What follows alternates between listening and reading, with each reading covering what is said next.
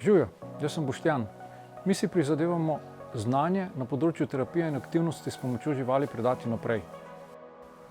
Naš delovnik ni klasičen. En del časa smo v pisarni, kjer pripravljamo izobraževalne programe, pišemo razpise, ustvarjamo gradiva, koordiniramo aktivnosti in pripravljamo vsebine, da lahko ljudje izvedo, kaj terapije s pomočjo živali sploh pomenijo. Potem pa pride tisti del, zaradi katerega smo tukaj. Izobraževanja in aktivnosti na terenu. Od programov, kjer se posamezniki usposabljajo za terapevtsko delo s pomočjo živali, do konkretnih terapij s konji in pa seveda ozaveščanja preko okroglih miz in delavnic. Živali niso orodje, ampak naši tesni sodelavci.